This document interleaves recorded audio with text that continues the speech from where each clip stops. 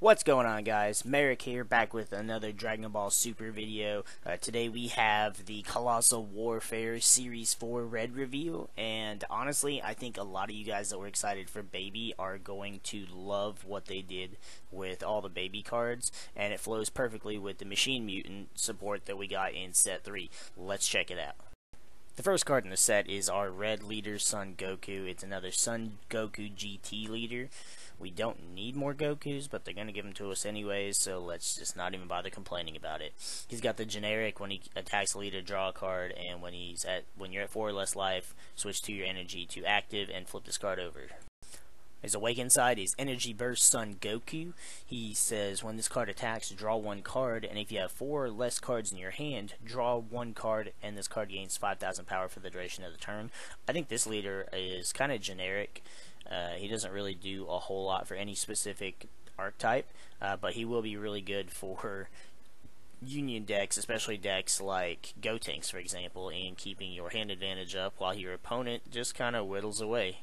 Then we've got the leader everybody was waiting for, Baby. He is indeed a Machine Mutant. He's got the generic attack leader draw card ability, and you switch to energy to active mode when he awakens. Into Rampaging Great Ape Baby. This card is kind of interesting. He's Machine Mutant, he's Great Ape, and he's Saiyan. And when this card attacks, you draw 1 card, then you choose one of your battle cards and one of your opponent's battle cards, and they both lose 10,000 power for the duration of the turn. So he has kind of like a Brawly type effect where he hits both players. The only difference is if you choose to hit one of your cards and it doesn't have 10,000 or less, it's not going to die because your opponent's not going to be able to attack on your turn, so it's going to go right back up. So you can just choose one of your bigger battle cards. Now that means that battle card's probably not going to do a whole lot of attacking, or the battle card's going to attack first and you're not going to swing with your leader first, which is going to cause you to kind of choose your plays a little more wisely, since a lot of people like to attack with leader first to get that draw, to open up a little more options that you have. However, since it doesn't say choose up to 1 of your opponent's battle cards, I'm going to assume that if you don't have a battle card to target with it, then you don't get the effect to hit one of your opponent's battle cards as well. Here we have Untapped Power Super Saiyan 3 Son Goku. He's the 4th card in the set, meaning that the 3rd card is going to be a super rare Goku. He's a 5 cost, 25,000 power. You can evolve him for 3 red and 1 other on a Son Goku GT. And this card also has Deflect, which, if you remember, is that skill that the new Klonoa card has, the one that effectively kills Shugesh once it comes into play. However, I don't think it's going to have really nearly the same kind of impact it does on Klonoa compared to this card. When you play this card, draw 1 card, then choose up to 1 of your energy and switch it to active mode, and then this card gains 5,000 power for the duration of the turn. So really you just get an extra energy back, so you evolve him for 3, and he becomes a 30,000 for the turn. That's really not that big a deal, and I don't think Deflect is going to be as big of a deal on this card as it is on Klonoa.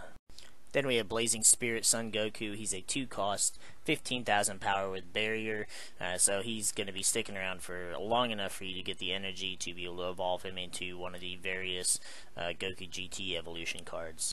Next we have Blaze of Glory Son Gohan. He's a 2 cost, 15,000 power. When you attack or combo with this card, if your leader card is red, place up to 3 cards from the top of your deck in the drop area. So he's kind of reminiscent of the Gene. Actually, he's exactly the same as the Gene that we got in the yellow set, although I don't really see why you would want to play this card outside of fueling your Overrealm. It just kind of doesn't seem to benefit anything in the GT archetype, or anything in any red archetype for that matter. Here we have Extra Strike Super Saiyan Son Goten. I'm actually kind of glad to see some Goten support. I really don't know why. He's a 4 cost, 20,000 power. You evolve him for 2 red on a Son Goten GT. He's got dual attack, and if you have 4 or less cards in your hand, this card gains 5,000 power and can attack active battle cards. So he's going to be really good against a lot of decks. Just because he's got that active battle cards that he can attack. Now you have to have 4 or less cards in hand, but I'm sure that's not going to be too difficult to do. However, that is going to be really annoying to pair that with the miraculous comeback Gohan that we have, since you want to have 4 or less cards in your hand for that too. So you evolve a Goten for 2, then you drop a Gohan for 2, and you just decide to repeatedly punch your opponent in the face. Then we've got Charging Up Son Goten. He's a 2 cost, 15,000 power. Now his auto is kind of interesting, and it gives you a way to kind of manipulate your board state and your hand as well. When you play this card, you may choose one card in your hand and place it in the drop area. If you do so, choose up to 1 of your energy and switch it to active mode.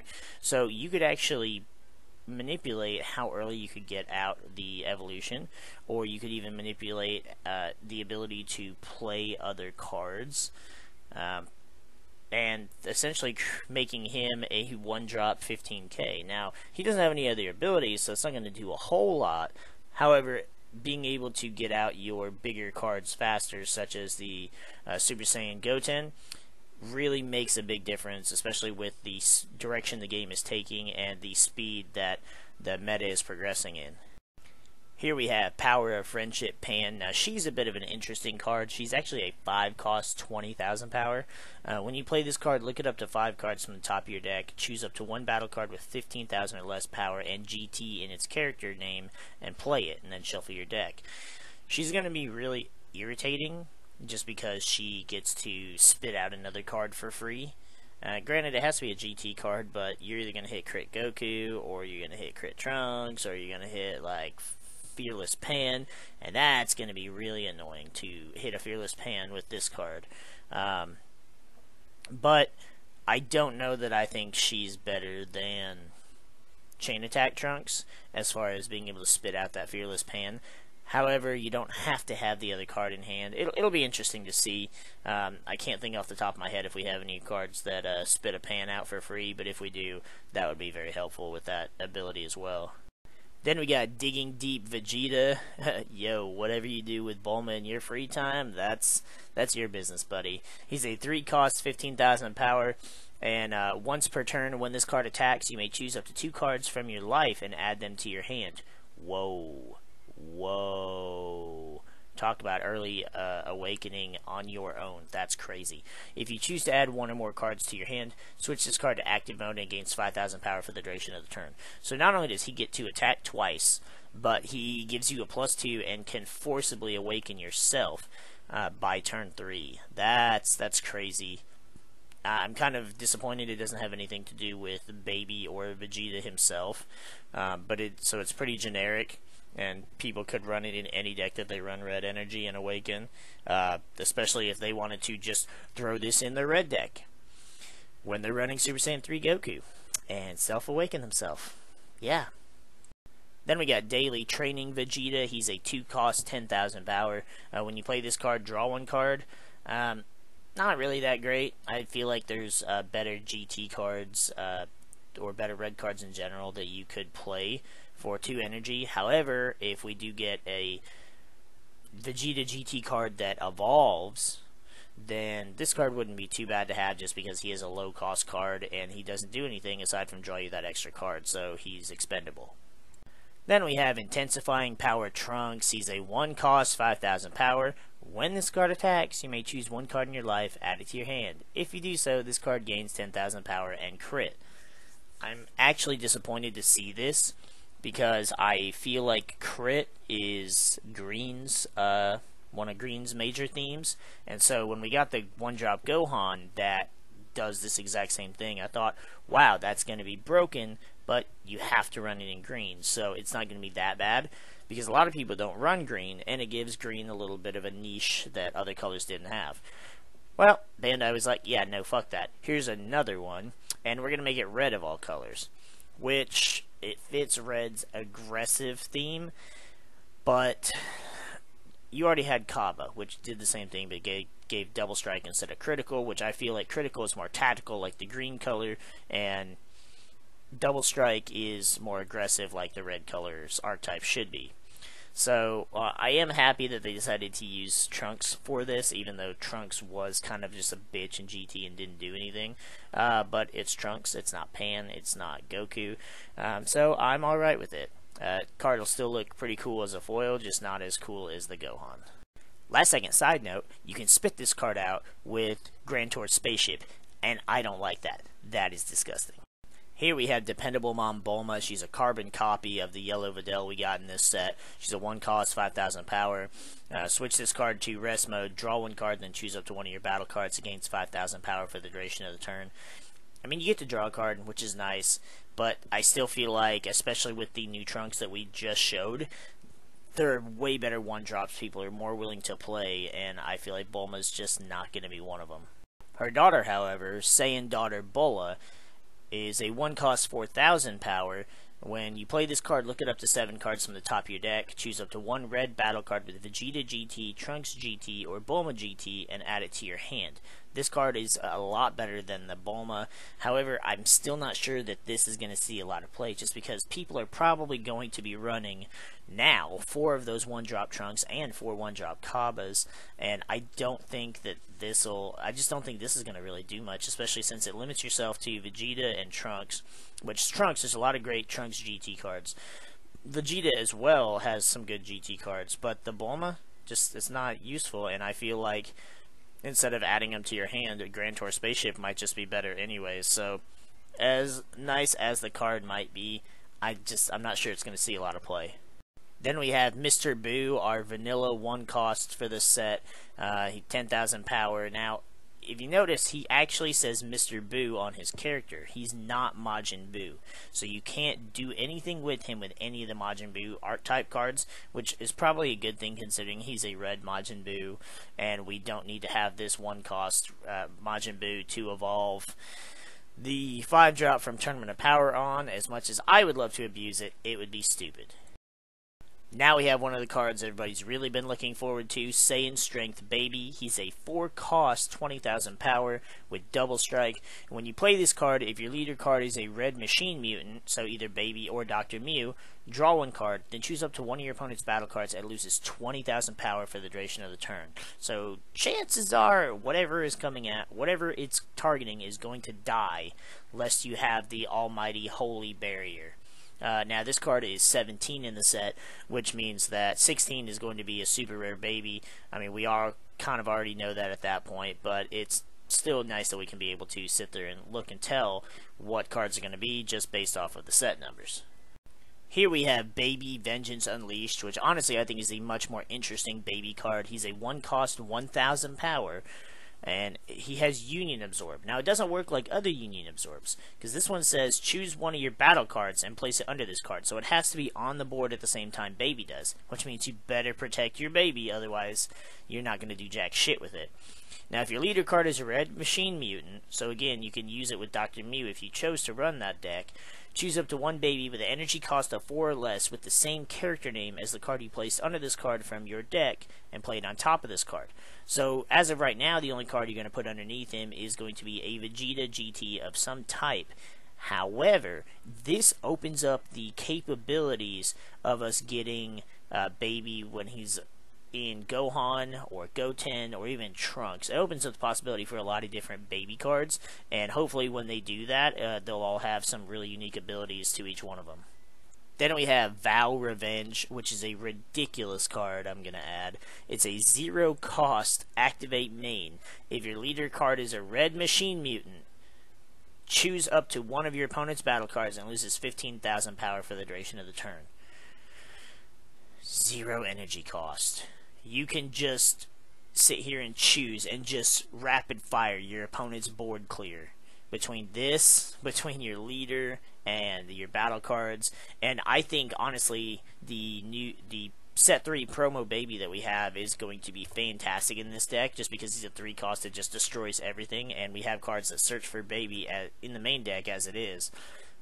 This card is just disgusting, and honestly I think this is more broken than any of the other 0 cost cards that we've seen so far. Then we've got Revenge Death Ball. It's a 1 cost activate battle. If your leader card is a red baby, it gains 10,000 power for the duration of the battle. Then choose up to one of your opponent's battle cards and it loses 15,000 power for the duration of the turn. So again, you've got another card that has low cost that can KO almost anything on the board, and then gives your leader 10,000 power. Now this one only gives it 10,000 power, it doesn't give it double strike or anything crazy, which is a very good thing. However, it's still pretty much KOing any card on the board when you combine it with everything else in the deck. It's gonna be pretty gross. Maybe run a 4 of, honestly, just because the 10,000 power is already a good plus for a 1 drop. But then to sit there and get a free KO out of it as well is just gonna be gross. But it fits the theme, and I'm really happy with what they did with all the baby cards. Then lastly, we have Vengeful Onslaught. It's a 1-cost activate main, so no red negates, which fits with the theme of red being all aggro and no defense. It goes along with baby as well. If your leader card is a Machine Mutant, choose one of your battle cards with 15,000 or less power and switch it to active mode.